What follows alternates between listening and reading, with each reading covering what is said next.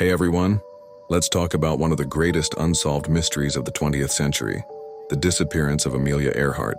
Picture this, it's 1937. Amelia Earhart, a global superstar, an icon of aviation and female empowerment, is on the verge of making history. Again.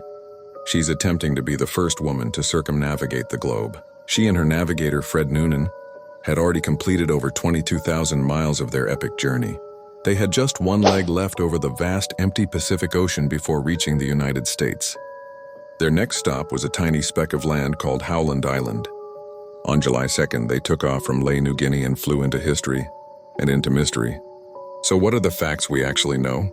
We know they were flying a state-of-the-art Lockheed Model 10E Electra. We know they were in radio contact with a U.S. Coast Guard cutter, the Itasca, which was waiting for them near Howland Island.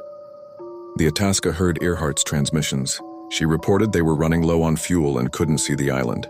Her last known transmission was at 8:43 a.m., then silence. An immense search and rescue operation, the largest in naval history at the time, was launched. They searched over 250,000 square miles of ocean. They found nothing, no plane, no wreckage, no survivors. The official conclusion? Earhart and Noonan ran out of fuel, crashed into the Pacific, and sank.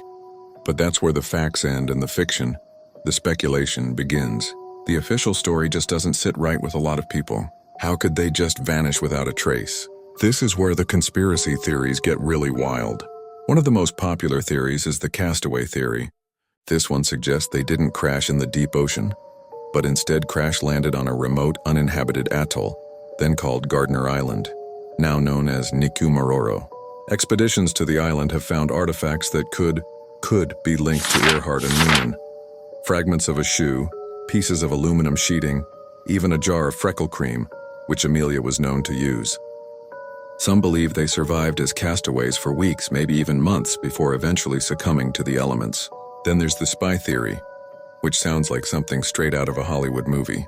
This theory claims that Earhart's around-the-world flight was actually a cover for a U.S. government spying mission. The objective? To fly over Japanese-controlled islands in the Pacific and take reconnaissance photos. In this version of the story, they were captured by the Japanese, taken to Saipan, and eventually executed as spies. Some people have even claimed to have seen them in Japanese custody. And the theories get even crazier. Some say she secretly returned to the U.S. and lived out her life under an assumed name in New Jersey. Some even whisper about alien abduction, seriously. So what do I think happened? Honestly, the castaway theory on Nikumaroro seems the most plausible. The evidence is circumstantial, but it's compelling. But the truth is, after more than 85 years, we still don't know for sure. Amelia Earhart's final flight remains a ghost story.